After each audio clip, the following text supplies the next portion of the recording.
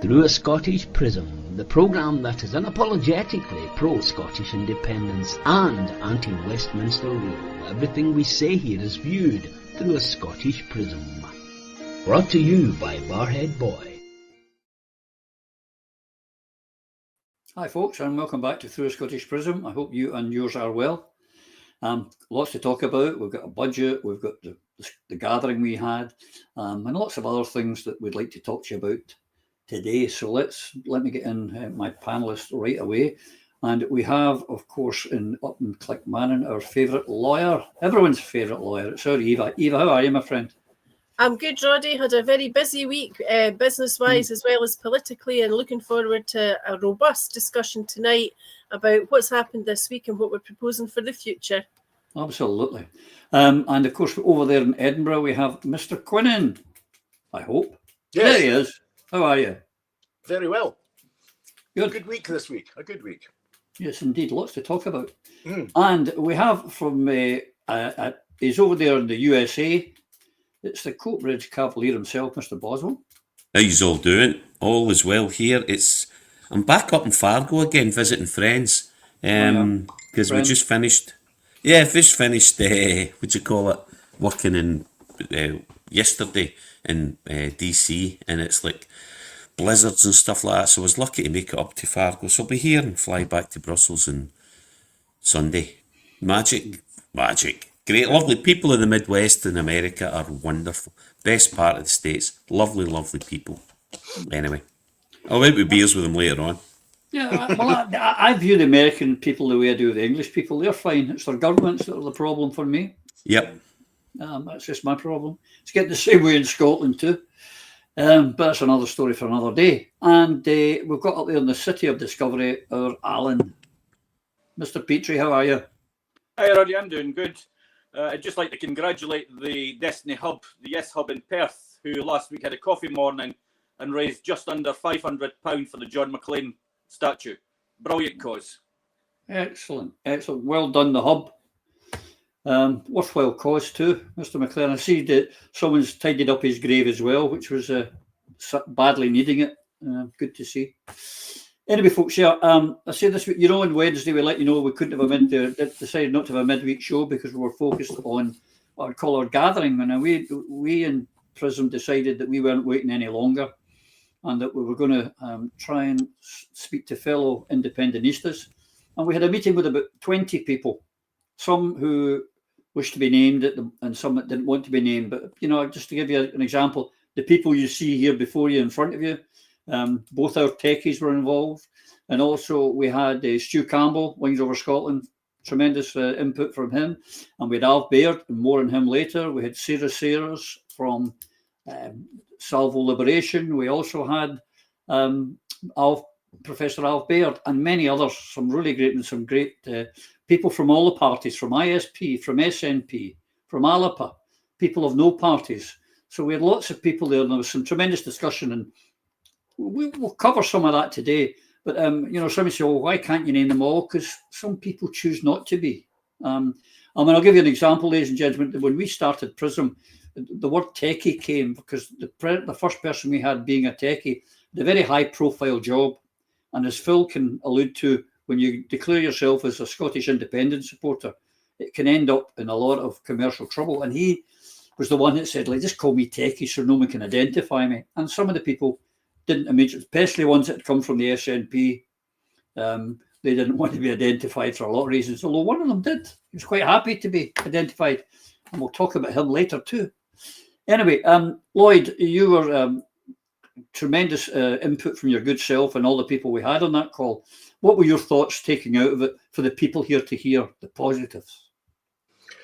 I think how I felt personally was it reminded me very much of the meetings that happened within the party and the broader movement after the SNP got slaughtered in 1979 in the Westminster election, and we really had to go through a period of soul searching.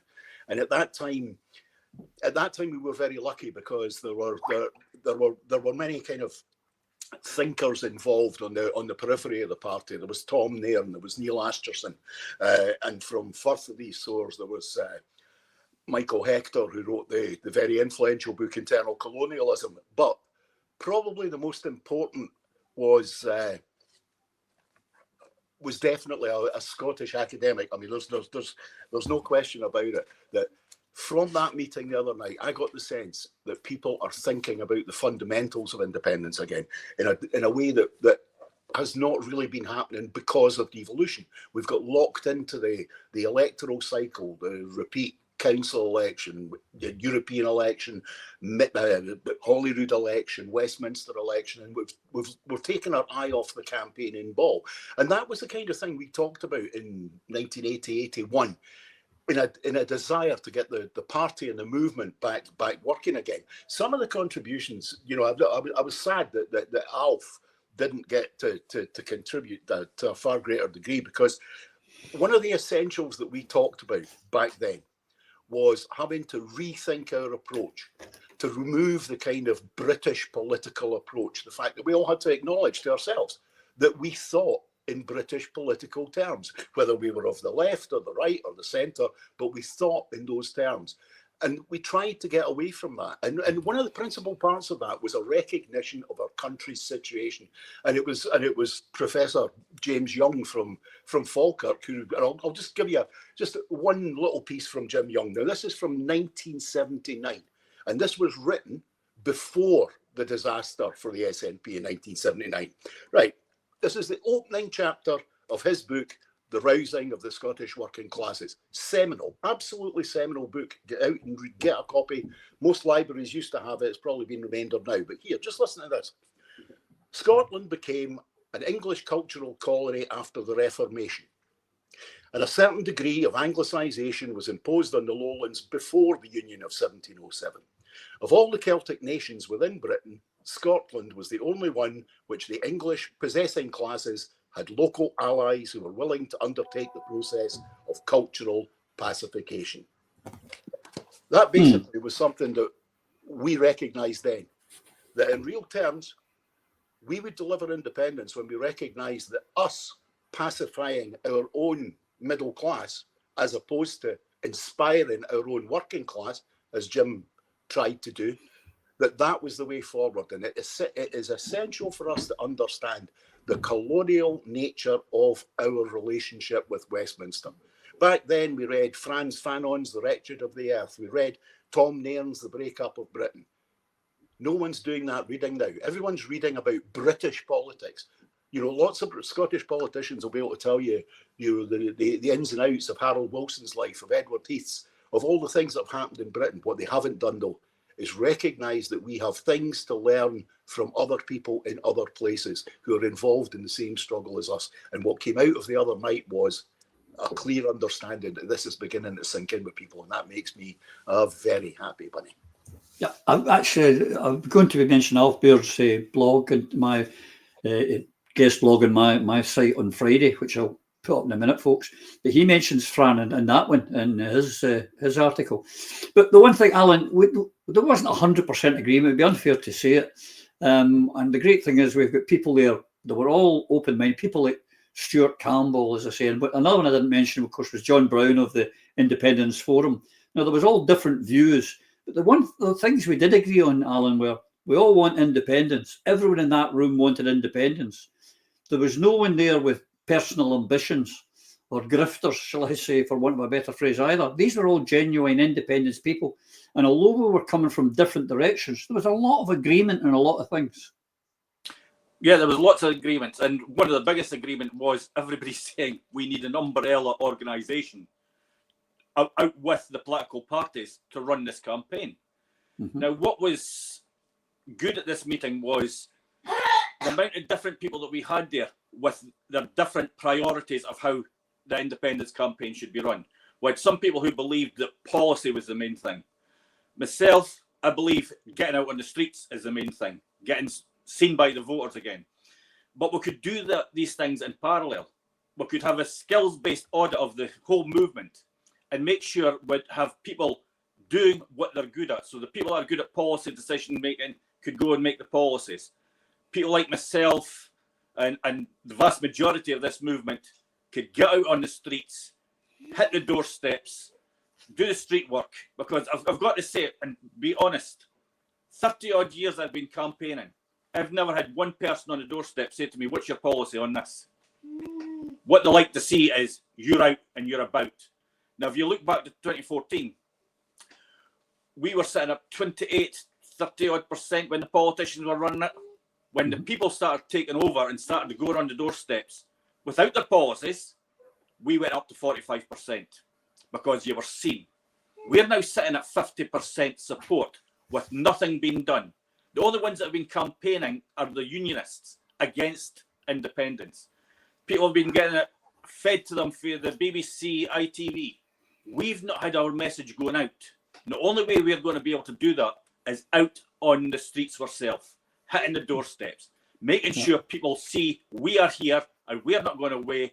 And once we do that, our support is going to go up to 60, 70%, I'm convinced. Yeah, a very good point you made there, Alan, about it was 28% while the politicians were running the show, and it went up to 45 when the grassroots took over. Absolutely, I hadn't thought of that before, and you were right. And some people say what killed it. One of the things that killed it was the famous white book that we produced, the 600 pages or whatever the hell it was, because then we gave the unionists something they could fight on. If you go in with policies and what's your policy, what's your currency and all that, that's their ground. But what they don't like is when you start talking the one thing about independence. And that's why and I know this group do as well, believe it's a one-line manifesto when we go to 26. A vote for me is a vote for independence. Because if you've noticed, Martin Geisler, who's, I'm not, like most people in the independence movement, I'm not a great lover of the mainstream media, but Martin Geisler has been doing some great interviews when he's asked Starmer, Sarwar, Rachel Reeves, and anyone else that comes in front of him, well, what is the legal way for Scotland? Is it a joint union? Is it a union of equals? And if it is, how is there a way? And they go, oh, yes, it's definitely. Well, what's the legal way for Scotland to leave that union? Oh, the people don't want to talk about that. And he presses them. And the more he presses them, the more they back off, the more nervous they get. No, they want to talk about what they want to talk about. They want it on their ground. And that's why we've got to put it on our ground, which is independence. Nothing else. Nothing else. Everything else will be taken care of after that. Anyway, I've had a wee rant there. It's not like me to have one. That's not my son to have a rant. But Eva, you actually should also say, folks, that Eva kindly hosted this for us this week. I didn't host it. Although Prism facilitated it, we thought it was important to show that we were distant from it, and it was for everybody else. And that's the case because we in Prism will support it and support anyone and anything out there that's going to promote independence, but we're not going to lead it. So, Eva, once again, thank you for chairing the meeting and your thoughts on what happened on Wednesday night. Well, you were talking there about the unionists being organised and campaigning, and Alan referred to that too. I think it's pretty clear from the recent conduct of the Labour Party and Keir Starmer particularly that they're afraid of the strength of the independence movement once it is seen and known to be as united as it actually is. You saw that this week in the announcement that the Prime Minister is ensuring that his ministers will interfere in every aspect of government in Scotland, whether it's devolved or not.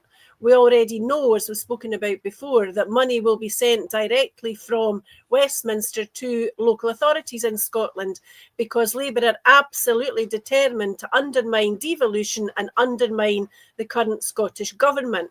So if you put that to one side, what I would say is, given the strengths, the talents, the experience, the knowledge, the motivation and the vision within our meeting the other night, the unionists are right to be afraid, and I put them on notice that our country is marching towards independence. The energy and the vigour within that meeting were almost indescribable, and you felt the spirit of the likes of Robert the Bruce talking about the battle to capture the hearts and the minds of the Scottish people, because the plans that were discussed the other night were plans to continue to do just that, in part as the result of teachings that we have all had from the late Alex Salmond, whose name was mentioned many times, but also because of the spirit of our movement and memories of actions and words of the greats, whether it was Margot MacDonald, Winnie Ewing and others no longer with us. But what was particularly good from my perspective was that there were lots of different ideas, but spearheading all of this was the unquestionable priority that Scottish independence is urgent and it's necessary for the betterment of the people of this country and for the survival of the Scots as a nation. Because one thing that was mentioned more than once was that Westminster is really mainly about England and about disrupting and undermining other places. And the United Kingdom, i.e. England, is a poor country pretending to be rich. And Scotland needs away from that. So what I took away from the other night was lots of phrases that lifted my heart, talk about a common goal, an absolute, complete 100% commitment to unity, an end to deplatforming, an end to independent supporters slagging each other off for the sake of it, and a very clear decision that there is one way forward, that's unity, and a national umbrella organisation of the people will be a most powerful symbol, and it's one that when it is created will be absolutely unbeatable. I agree wholeheartedly. Phil, you weren't there. You were halfway across the Atlantic when we were having that conversation. But do you agree that, unity, of course, but that if we concentrate on policies, we're then moving on to the union as ground, and that the emotive thing for the people is that is the constitutional question, which is independence or not. Agreed in one sense, but you still have to have arguments. You still have to have principles and responses to the naysayers that will never work. Look what answer are you going to give to the old age pensioners that were told you won't get your pensions, that you won't get the BBC anymore, you can't afford it, you're too wee, too poor, too stupid. For me, I agree in one sense. I can see why Scotland's future, it was a massive tome, and we were all involved to one degree or another in pulling this kind of thing together. But I think the Wee Blue Book was a massive success. I think pointed facts to counter any negative reaction, because bear in mind, people are fed, those who are swithering, and there were switherers, whether we like it or not, people, based on the information they get, can often say, well, we need socialism in Scotland, we need Scotland to remain Labour so that Britain can be a socialist country. Well, look at that is gone, and then look what the Wee Blue Book had. It just showed there was only two small periods within the whole history that of this Parliament being united, well, supposedly united, where Scotland made any difference. And the answer is we don't. And even if you did vote Labour now, you're not getting socialism.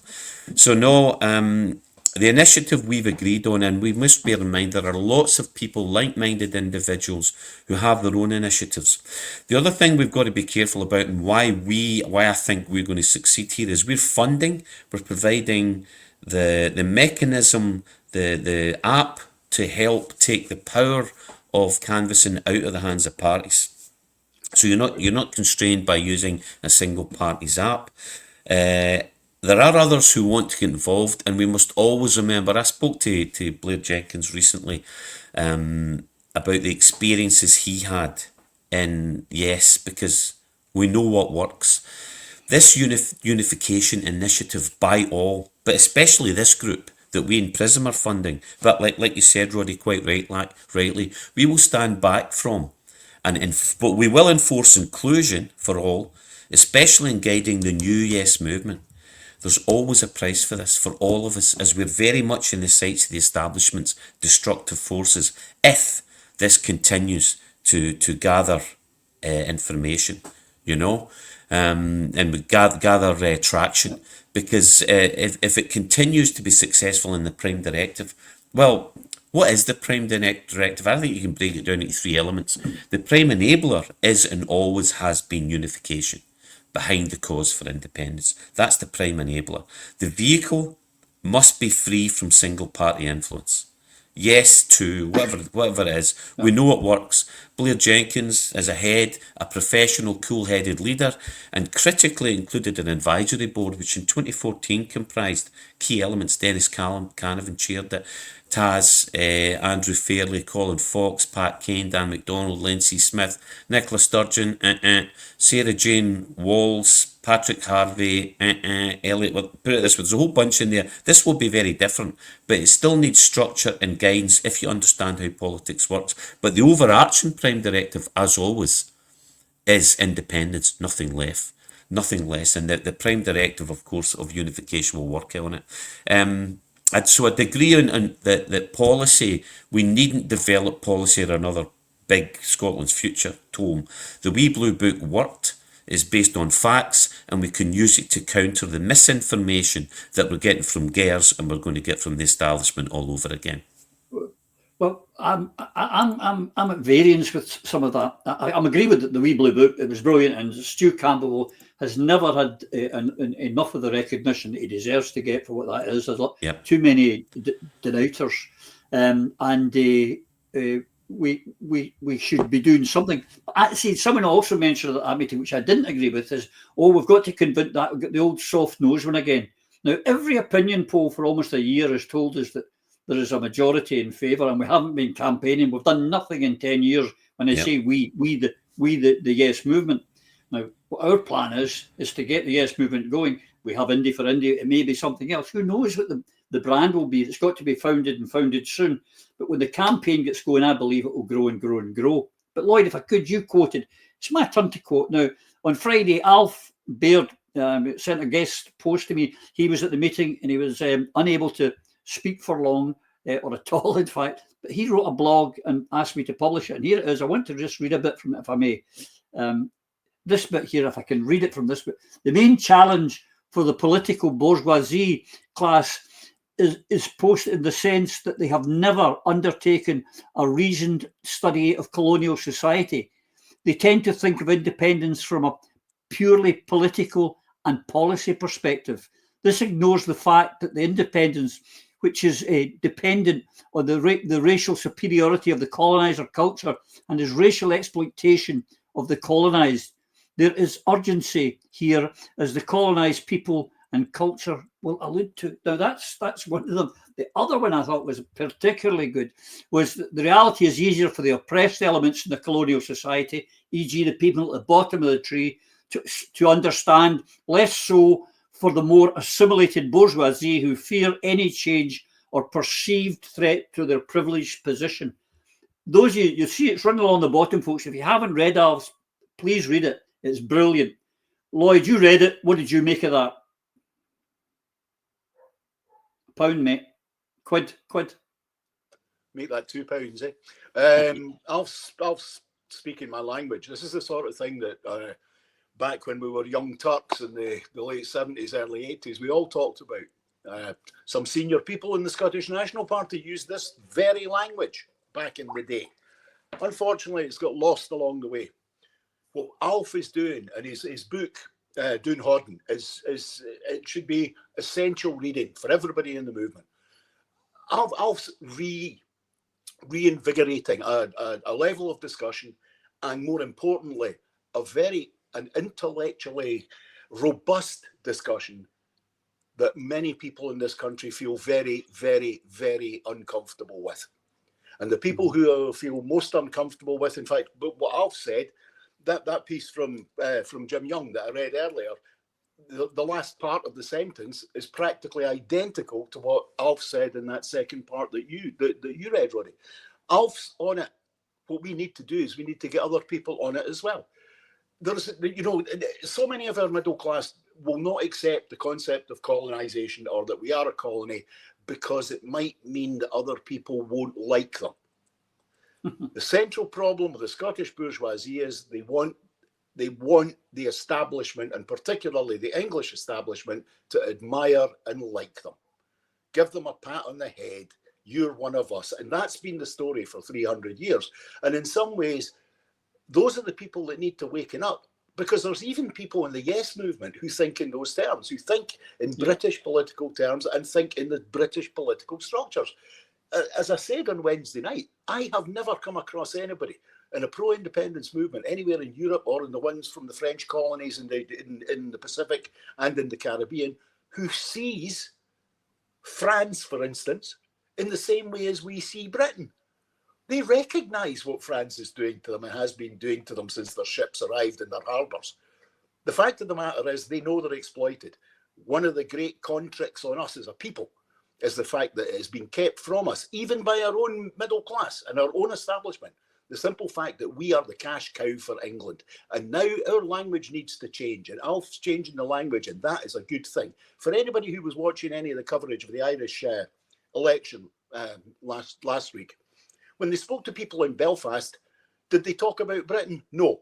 Now, Belfast wasn't in the election, but it's important for them what happens in the Republic. They don't talk about Britain, they talk about England. England wants this, England wants that. We need to get on that bus because that's the reality. And it's a reality the movement historically for 300 years is known, but our middle class have always buried that because they don't want to be embarrassed. In the same way as they change their line, they change their accents because they don't want to be embarrassed. That cringe factor is left in our middle class. That cringe factor does not exist in our working class. They look at the Westminster Parliament and they go, oh, wait a minute, 200 billion pounds for a railway to Manchester. Meanwhile, I was on the train from Barcelona to Madrid that was built for, twice the length and was built for 8 billion. What kind of country are we living in? The people know it's a shambles. The people know that Scotland is exploited by its relationship with England through the United Kingdom of Great Britain and Ireland. And what Alf is saying, and what we all need to start saying is, the people already know that. Stop being embarrassed about telling the truth. England exploits Scotland. End of. What about you, Alan? Are you embarrassed to say we're a colony, or do you agree with Alf? We are a colony, and I'm embarrassed about it because our people have not done anything to stop it. I mean, a prime example of this. Now, some people say you can't be a colony because you get a vote. You get to choose. That is total and utter nonsense. We are sitting in a situation where we have 4 regions of this United Kingdom, if you like. Wales, Ireland, Scotland. Only 3 of those parts of the nation have a fixed set budget, which tells you you have got this amount to spend. You can only raise this amount. You can only improve people's lives by this amount, or we will start taking it back from them from our end down in England. England doesn't have a fixed budget. They could spend all our money, because let's face it, it is our money. We are getting very little back from what we put in there. And that is the big problem. Until people realise how much we are getting ripped off and start saying and start calling ourselves colonised, because that is exactly what we are. And people have got to waken up to that, because we have got absolutely no chance of changing anything while we are in this British Union. It's set against us, exactly the same way as any other colonised nation is. Yeah, I agree. And if anyone out there watching says, well, we're not a colony, then if we're not a colony, folks, I would ask you the question, if we're not a colony, why do we have to ask permission to hold a referendum to decide how we're going to be governed? Why do we not decide who can come and live in our country and who can't live in our country? Why, if we're not a colony, do we not get to decide if we supply 12.8 billion to a regime in Ukraine or fire missiles into Ukraine? We don't get to decide that. It's taken by people in another country. Think about it. Eva, do you sympathise with the Alf's position, or do you believe that, no, we're not a colonised nation? I sympathise very much with the position that Alf sets out, and particularly this year, where I'm concerned, and this was brought to mind listening to Alan sitting there in Dundee. In 1914, my granda left Lochee at the age of 14 to go and fight in the First World War. We've heard in recent months the whispered word conscription, and I would hate to think that a British Prime Minister has it in mind at the moment that he can send Scottish troops without a vote in the Westminster Parliament, without a vote in the Scottish Parliament, to fight in a war. It is known that Scottish troops have been told to prepare to be sent somewhere at very short notice, and that troubles me greatly. were we not a colony, as you say, there would be a legally recognised way out of colonisation. So it's very difficult to avoid the conclusion that England has got their hooks into us and they're there to stay, and there'll never be a legal way out as far as the Westminster Parliament is concerned.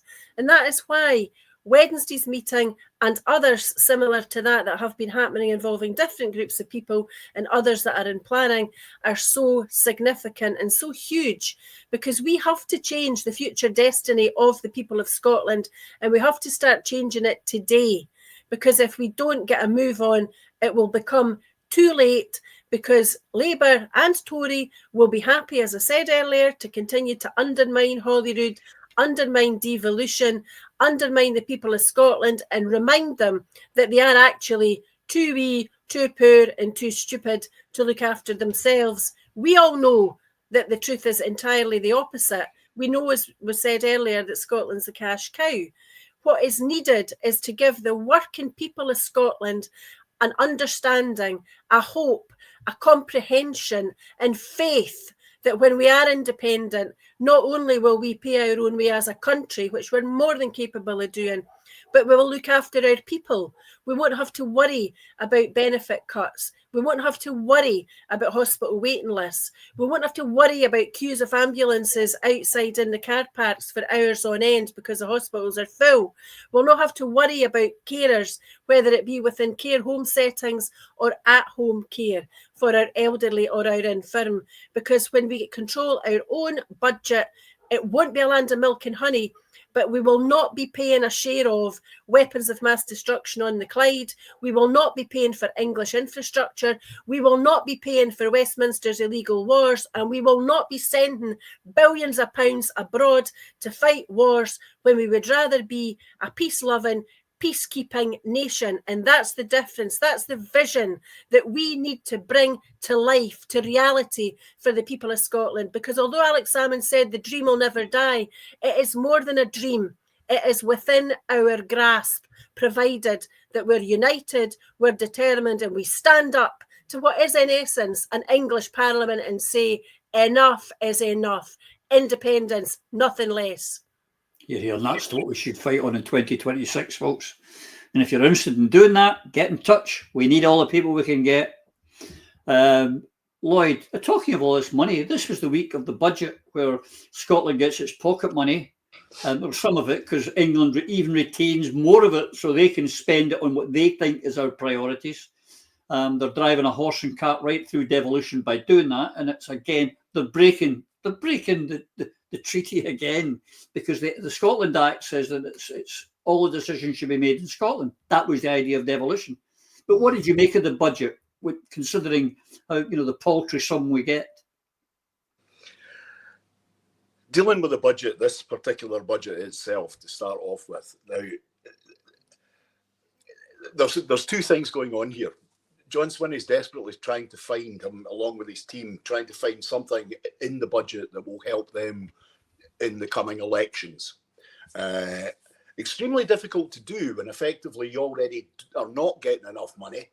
The only real answer is to be in total control of your own economy. But John doesn't say that. He just says they don't give us enough money.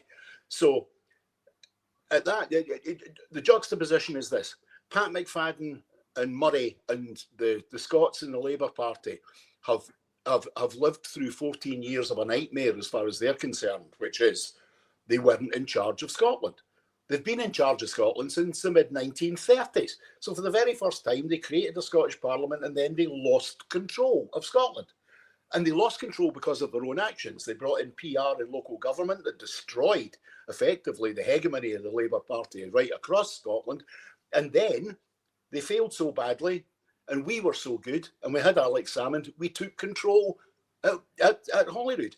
And the Labour Party's mission now is to draw away every single power that Parliament has into their power, to make sure that they never again are cast out into the wilderness as they have been for most of the early part of the 21st century. That's what they're bothered about. They're not bothered about the people. They're about recreating the hegemony of the Labour Party in Scotland. Now, why is it we're even discussing this? It's an absurdity. This is like having a discussion about how much pocket money my daughter gets. You know, that's the essential part of it. We're saying, oh, they're going to do this, they're going to do that, but the fact of the matter is they can't do what's actually essential for this country, because we are not an independent country. We do not control our own economy, and all we get to do on budget day is moan about it. Now, people are sick of that. We've had 25 years of finance ministers and first ministers getting up and saying, no, it's not enough, it's not enough, it's not enough. We'll see the answer to it's not enough. Mm-hmm. Independence.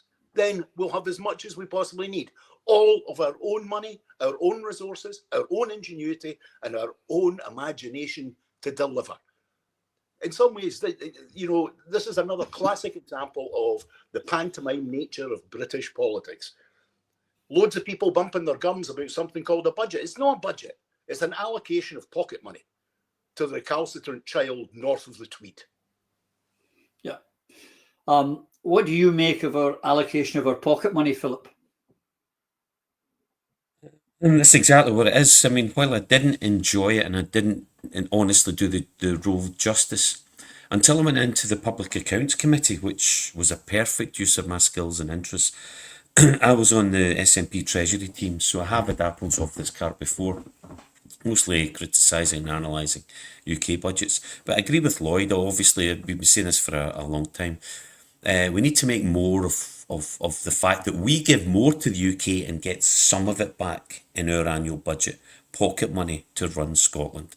And it's always a reduction in real terms, given inflation and the cost of living increases. That should be the opening statement of every Scottish budget. And the final part of that was, so yes, independence is the only way to escape this oppression by our neighbours to the south. Now, there are really about 5 big takeaways from this budget, and very quickly running through them. The BBC, other commentators have pretty much said as much. And it's the child cap, taxes, spending priorities, economic growth and politics. So a big one is obviously the child cap. It's actually not really part of the tax and spending plans for the coming year, but it was shown as a big show moment, you know, announcing the Scottish government would move to scrap or offset / mitigate the 2-child cap. It's a UK policy imposed by Department of Works and Pensions on welfare payments. So it'll take some fixing, but good news and generally a positive, you know, because it's an absolute disgrace and it's a mark of austerity that at least we're standing up for. On taxes, there's no real change because it's a UK-wide system. And that equates with no real taxpayers. We don't have real taxpayers in Scotland. Again, devolved, reserved, that needs to be understood, and that should be the opening lines and explanation in every announcement on any Scottish budget.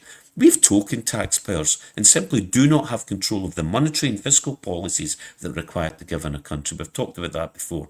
For political reasons, I believe she's tweaked some of the tax thresholds with a tiny part of the income tax system that is devolved. But because Reeves has frozen those thresholds in the rest of the UK, what it really means is that Scots earning less than 30,300 will pay less tax than if they lived in England or Wales. But the difference is less than £30 a year. But what it does do politically is allow Robinson to say that about half of the Scottish taxpayers pay less. So it's really just political. It makes no difference. It is rearranging deck chairs on the Titanic. The spending priorities, this comes down to more, for me, it points out the failures of Scotland. The budget was 63 billion, right, total. And we've seemed to have changed the narrative away from battling against UK austerity. It is austerity, we should be shouting that for the rooftops. This ever-decreasing budget in real terms means reduced services and cuts. That's what it should be saying. But remember, she talked up spending on SNP's pet projects like reducing child poverty, which we should do. And John Swinney has spoken at this, but he's made that a priority. But how's that going, SNP and John? Failure is the answer. 1 in 5 in Scots in poverty. John, stop pissing about and join the fight for independence. It's the only way out, unless you're a gravy-trained croffer, which you are. So bin him with the rest of Nicholas Cabal. Economic growth and other waste of time without economic levers to make any significant difference. Most of the talk was in support of UK government policy, which is a disgrace. GB Power, which is a con. She backs public funding, because that backs public funding enabling private hedge fund investment. It just makes, it's buying into the red Tory or blue Tory, it doesn't matter which one it is, and it doesn't fit with the socialist view of Scotland's future. Another sellout. Talking up Kate Forbes, who supports free ports, another total con that works again to benefit the people of Scotland. Matching the 40% relief on business rates for most of the hospitality industry, she had no choice to do that, but it falls short of the UK's extension of the 40% rate across hospitality, retail and leisure. And our system is a wee bit different. And the last point, minor but significant, is politics. There is no majority in the Scottish Parliament, so this is all just talk. Who can you work with to deliver and get forward a proper budget or policies that will affect whatever you're talking about? Your choices. Conservatives, no chance. They want £1 billion of tax cuts, so you do not and should never match up with the Tories. Labour, the red Tories, well, they really just want another election as soon as possible because they know they're going to absolutely hammer the SNP. So you can't deal with them. So stop talking about it, John. You're a liar. Stop lying to the people. You cannot work with these people. So stop pretending and face up and do what we want. Lib Dems and the Greens, same old. So it's a tragedy. Independence, nothing less. It's just all smoke and mirrors otherwise. Correct. Well, thanks for that. What you did say, we've got 50% of people in Scotland will pay less tax and we should use it. Of course, the unionists in their media will talk about 50% of Scotland are paying more tax than in England. That's exactly what will happen. And the other thing I should say, something I did learn on Wednesday, I think we all did in this group, from one of our learned people that was there, is that if this budget fails, there will be an election.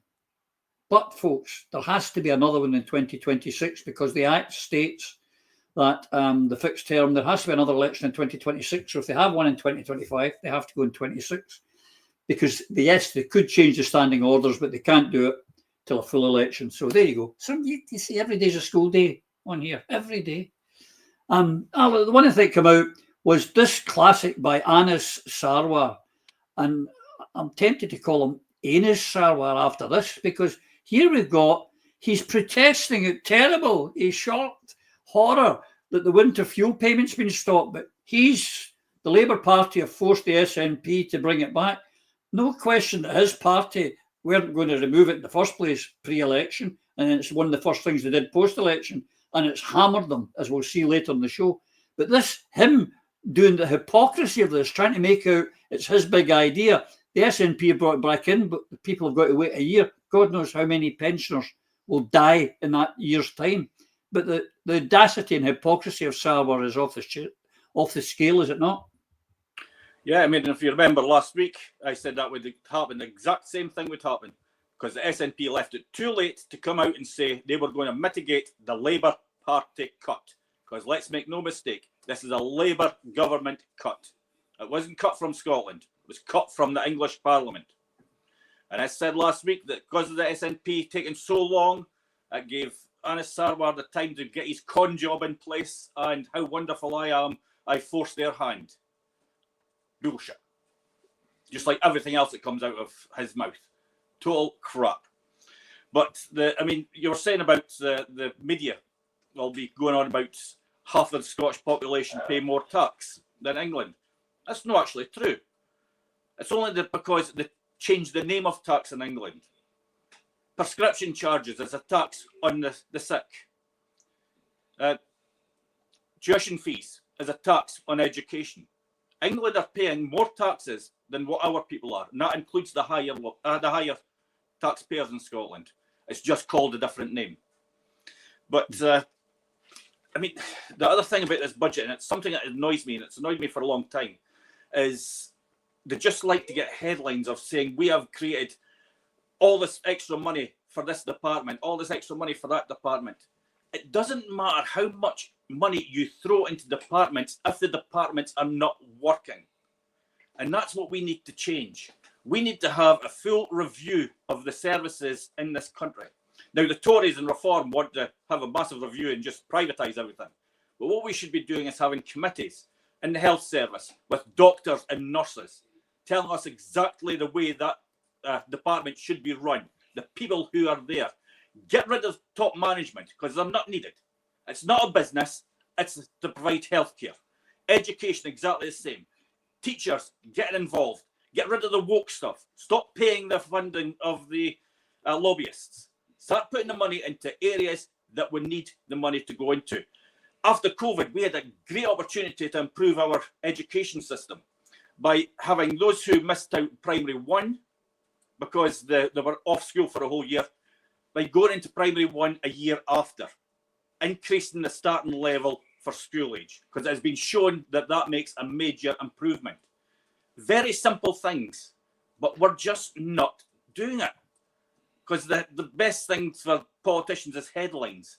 We have put all this money in. Well, you know what? It's pissing against the wind. Unless you change the system and have the people who know what they're doing, and that's the people who are doing the job, telling you how the department should be run. It doesn't matter which party's in power either. There's always smoke and mirrors at every budget.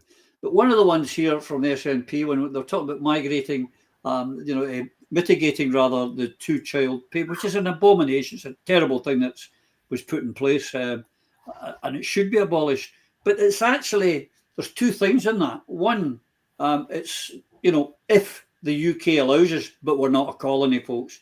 If the UK allows us, we can do it. And secondly, they've got to give us the money. But it's only, again, with permission. This sometimes feels like you're reading another book in the Bible called Revelations, because at every budget and every announcement on the economy or in finances, there's an exclusive reveal of something, and it's only afterwards that the detail comes to pass. And the detail here is quite simply that what Shona Robson said was she would do her best to try to negotiate a position with Westminster. But the headline was SNP to abolish two-child rape clause.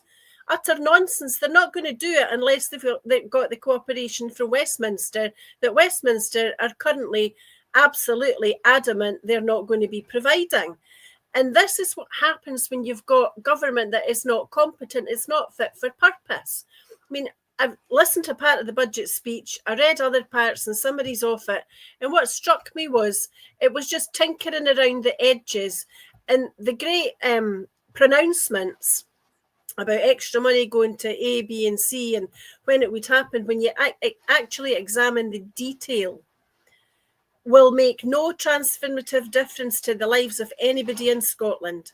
The two-child rape clause will remain in place because the SNP don't know how they can possibly mitigate it without, as we've said, Westminster's assistance. But the winter fuel payment is equally disgraceful because the SNP have not replaced what has been lost. There are people who are going to lose between £300 and £600 this year from the winter fuel payment. What the SNP are giving some of them back is £100. Next year, they might do something different if they can work out what to do. And we've gone from being governed from Westminster by people who promise jam tomorrow to have a government in Holyrood that's now promising jam tomorrow.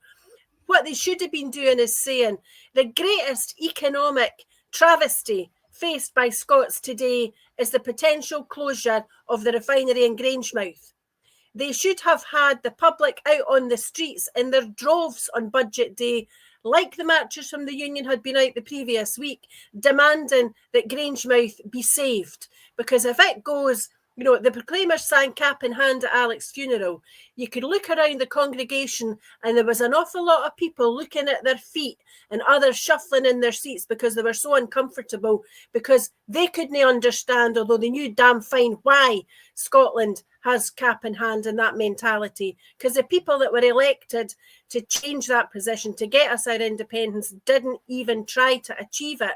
But the Proclaimers' other great song, Letter from America, what's it? Methil no more, Linwood no more, Bathgate no more. It is going to be Grangemouth no more if we continue to allow ourselves to remain in the doldrums with people trying to deliver budgets that don't strike at the heart of the economic problems this country faces.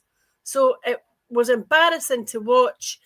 What has emerged in the last few days is funding for drug rehabilitation beds is being reduced at a point in time when our drug deaths remain astronomical. So, like Alan said, there should be reviews conducted by people who know what they're talking about. The drugs programme, the war against drugs, should be dealt with by people like Anne-Marie Ward who know what they're talking about. Instead, there are millions of pounds going into harm reduction rooms for people to inject themselves to remain dependent upon drugs, instead of spending money to get them off drugs, enable them to recover and allow them to be part of society and allow society to thrive. There are huge problems within the justice system, and the budget for the Crown Office and the justice system generally is going to be reduced over a period of time when we've still got massive backlogs in the criminal courts and the ongoing exodus from the defence and the criminal defence part of the profession. The legal aid issue that we've highlighted in the past was touched on in the passing in the budget, followed by an announcement from the legal aid minister, Siobhan Brown, that within the next 18 months, there will be a paper. Well, so bloody well what? This is what is wrong with Scotland today. We're governed by people who don't know what they're doing or they don't care what they're doing. And this is exactly why unity of the people with the power to change tomorrow and change our future is so very precious and has to be worked on, and we have to drive forwards with that unity. Indeed we do. The two things, independence, nothing less, and independence for independence. That's the phrases to start using, folks. On the note, we were talked last week how the SNP had lost 18 elections in the trot, Lloyd. Some going. But here they've actually turned the tide a wee bit this week because they won a seat from Labour. Now, I know there's caveats in it and it's, you know, multi-member ward, but in this one, they won it. They won the seat. And the numbers confuse me to hell because although their vote's down and the Labour vote's up, they won the seat from Labour. You know, it must be transfers. But the one to look at there, folks, is reform. And we said it, and I see someone copied us when they said the only reform Scotland needs is independence, and someone from a political party was using that one today. Nice to know you're watching. But it's good to see that maybe the Labour is running out of steam just in time. Yeah, well, I think it was bound to happen, and it was bound to happen fairly soon. And it's not a surprise to me that it's that particular ward in Stirling, because there was a huge, if you look at the numbers, there's a huge defection of Tory voters to Reform. And that gives you the impression that the Tories that were, you know, fairly solid in that seat for a while, they're just not on the menu anymore. Labour's down and the SNP are down. So we're still in that same position where people are not coming out to vote. But I think 20%. I think an element of this, I look at that from a, you know, an organisation, you know, an organiser's kind of point of view. And what I see is anger. And I see people sticking two fingers up at probably all of the parties, but staying within that kind of realm, not all going to the independent. But again, the issue here is that turnout, Roddy. You know, it suits, in some ways, it suits the established political parties to get the turnout so low that you're effectively dependent on your own local membership and their family and friends to deliver councillors. And that could well be the case here, but it doesn't buck the trend. The trend is working people, particularly those at the absolute, you know, those that are at the bottom end of the scale in terms of finance, particularly, don't think there's anything in this for them, so they're not going out to vote. On the Reform thing, as a smarter man than me said a long time ago, a week is a long time in politics. Events, dear boy, events. I think the squealing that I'm hearing from the the main political parties about Reform is like throwing a dead cat on the table. If they want to deal with Reform, there's a really easy way to deal with Reform. Go out and campaign. Instead of waiting until an election comes, go out and campaign. Go out and tell people why they shouldn't vote for Reform. But then again, political parties don't go out outside of electoral time and attack other political parties. In fact, generally speaking, they don't really attack political parties at all, except at election time. And everybody here is a bit not quite sure where reform is. But let's remind ourselves. This country had a member of the European Parliament called David Coburn, who was a member of UKIP.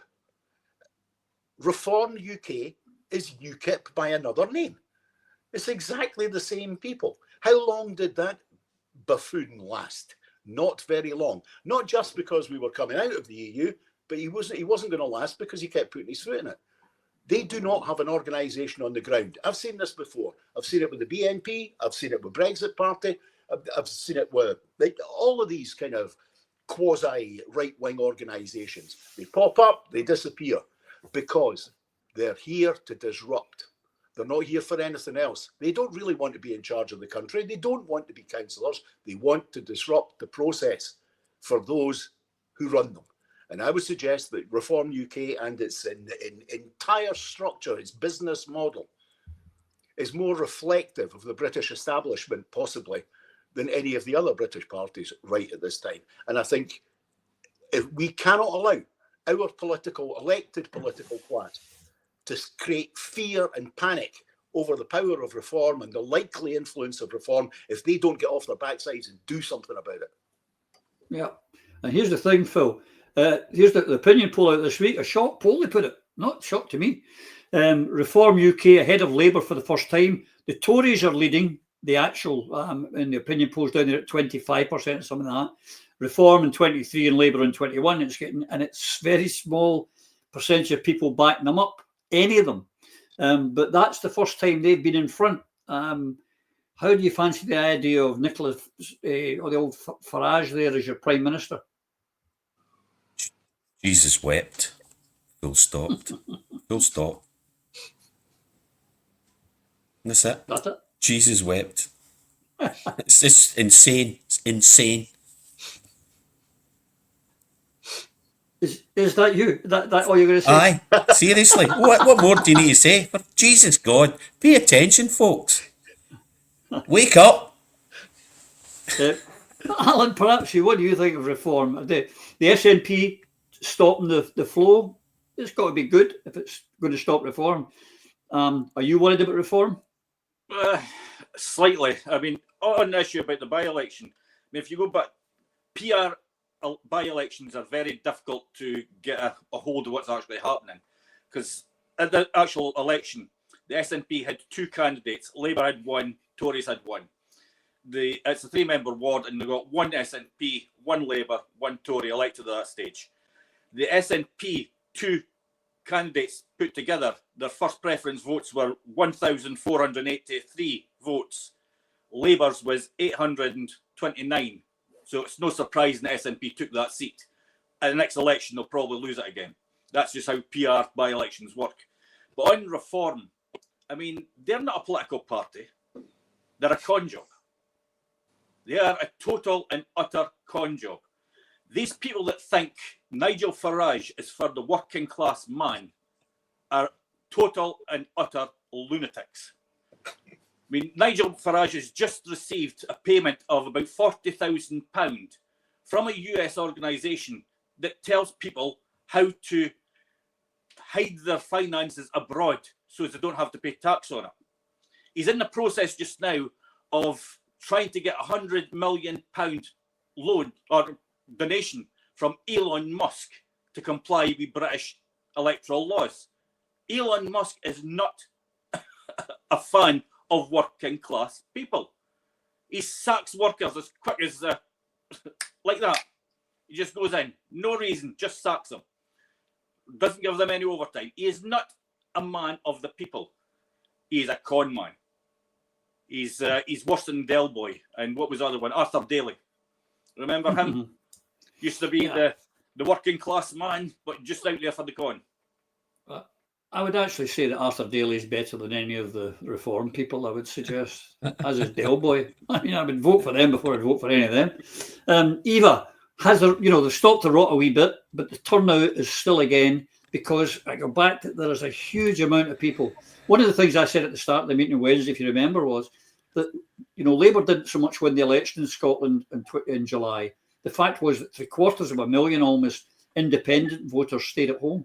They're still staying at home. They're not coming out. Even though the SNP won that seat, the 20%, I know it's a council, I know it's a by-election, but it's appalling the turnouts we're getting throughout the UK. I don't blame people for not voting. I'm disappointed and I'm saddened by it, but I can completely understand and empathise with it. I say that knowing that several thousands of people in my own constituency voted for reform this year, far many more than voted for me. And when I spoke to some of them and asked them why, what they said was that they wanted to stop the boats. I thought, we're in Clackmannanshire in Scotland. How does stop the boats influence why you're voting in a particular way? But this is because this is propaganda. People hear a line, it sounds right. It seems to chime with things that they think they've seen or they think they know.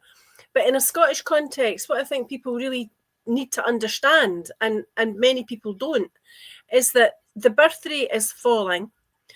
In some places, people are living a bit longer, not everywhere. But when you look at demographics and you compare the number of youngsters that there are with the number of elderly that there are, everything's going to become skew with, and it's all heading in the wrong direction. There are not enough people being born to look after those like me who are going to be approaching their older age. So we either need to increase the birth rate or we need immigration, because we need to start to balance this out a bit. And that issue about, for example, the two-child rape clause or free school meals or free education, these are all issues that have an enormous significance in the context of what will a future Scotland look like.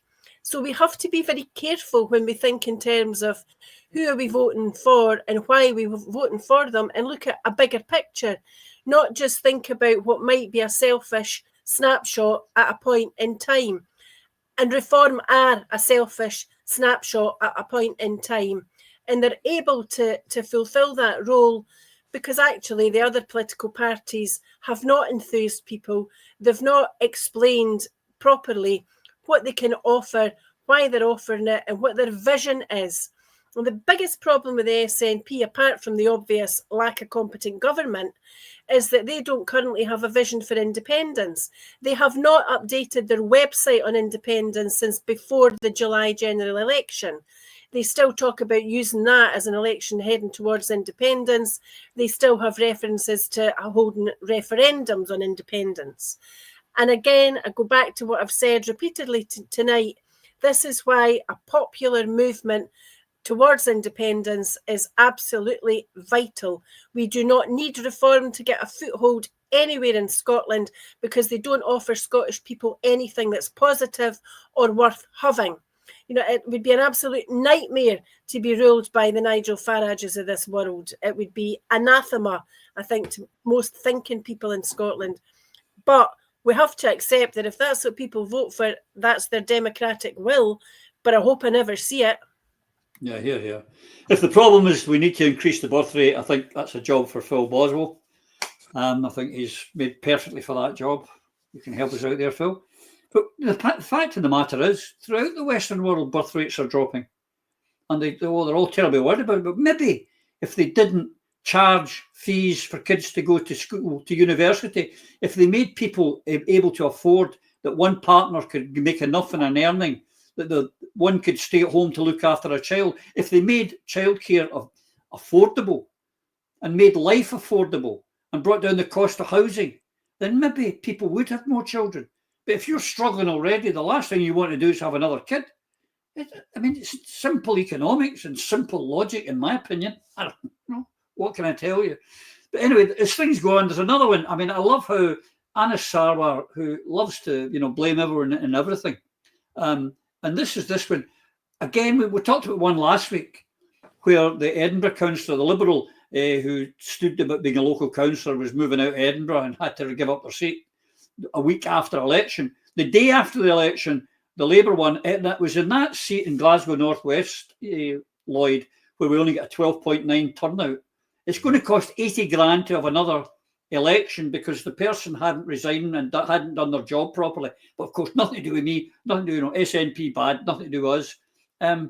It just shows that even the Labour Party can't get their rules correct. To be honest with you, Roddy, this is just another example of how the professionalisation of the political parties by the youth pouring out of political science courses at Glasgow and Strathclyde University, taking over the party as Sarwar did with the Labour Party in Scotland. So they don't know simple things like, when you're vetting a council candidate, what's the very first thing you ask them? Are you a council tenant? Do you work for the council? Do you have any arrears? Did you pay your council tax? Simple stuff. That's before you go on to ask anything else. Because if they answer yes to the first one, and then they answer yes to having arrears, then you tell them right there and then, come back for vetting when you've paid your arrears. Now, how come in the Labour Party, this modern iteration of the Labour Party, they don't even seem to understand that, but would seek to be the government of our country in 2026? It's an absurdity. It's an absolute absurdity. As for the Liberals don't think rules apply to them, especially Liberals in Edinburgh, I have to say. Their general approach is that the rules can be bent, manipulated, and changed just to suit them, like everything is for Alec Cole-Hamilton. Too many people are getting involved in local politics who are only doing it as a springboard to the big politics. They've no interest in improving the lives of the people around them, which is why they are so cavalier, pardon the pun, Phil, so cavalier about their approach to the rules of elections. And that's what's happened here.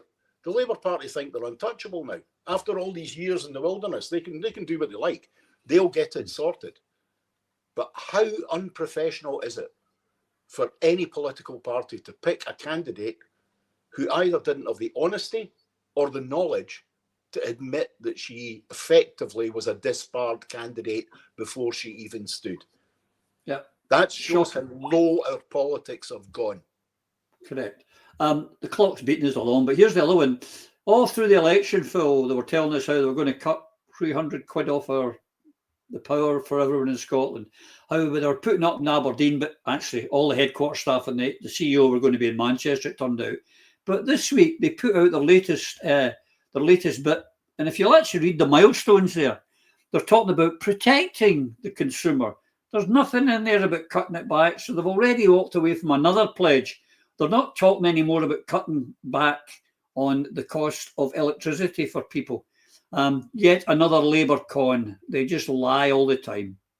Yes, and what perturbs and should upset most of us is the fact that, as has been said before, we all have terribly short memories, and the political parties play on this. They make one statement one month and completely change it about turn, and very few people are paying attention to those who point these facts out. But we've just lost so much faith in all of the political parties, and SNP now fall into that category since Nicola took over, and that is the real tragedy. That is the betrayal that I won't forgive. In relation to this particular issue, green energy, clean power, it basically equals bigger profits for the energy corporations. And this is a programme on its own if you would ever want to go into it. And you, the punter, are paying for it. That's how it works. It's a con. And none of these promises that any government has made that makes any difference to any of these initiatives, green, clean, whatever it is, has ever been met.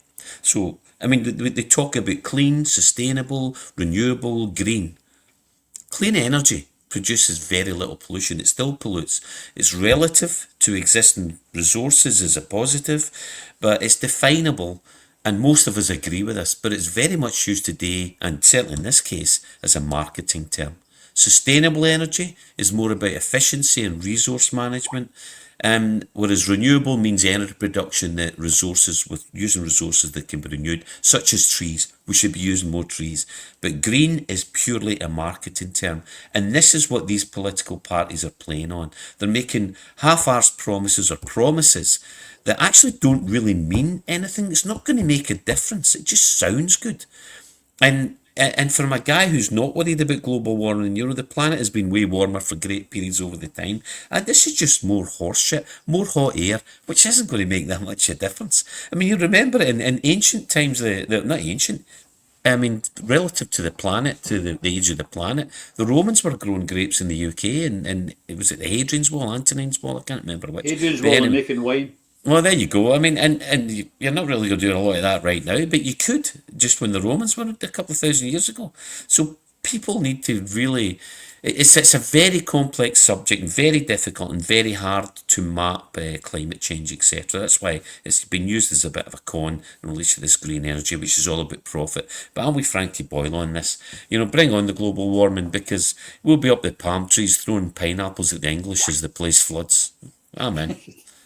Well, as a man with solar panels, I'm all in favour of renewables. Clock's beating us, but Eva, I want to bring up something that you brought to our attention on social media, which is life expectancy. Another reason why we need independence. Now, basically, without going into that, folks, I'll leave it up for a second or two. But Scotland has got the place where people die the quickest, both in male and female. The southeast of England, with most of the money, where our money goes, they live the longest.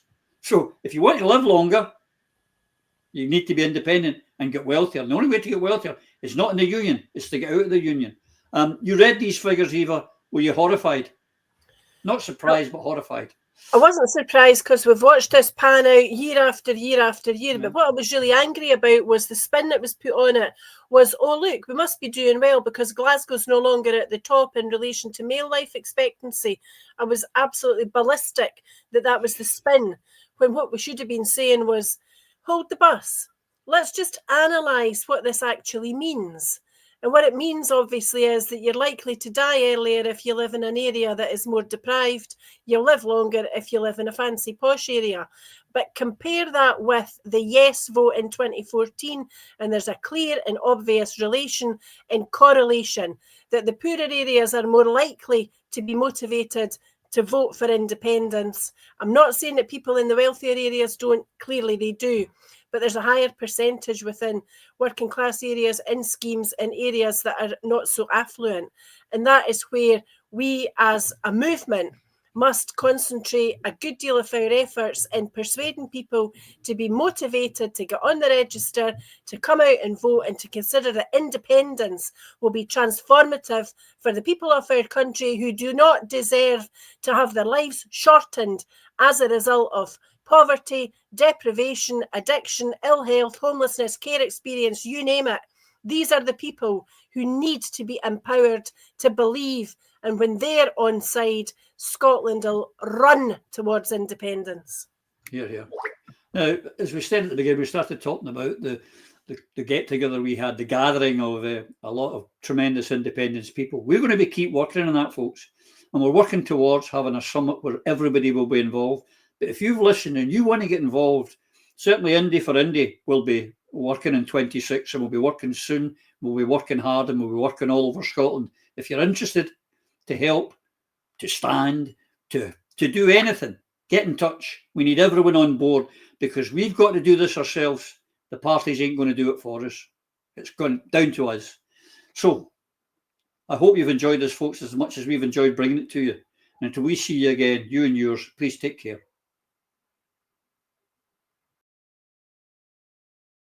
Through a Scottish Prism, the programme that is unapologetically pro-Scottish independence and anti-Westminster rule. Everything we say here is viewed through a Scottish prism.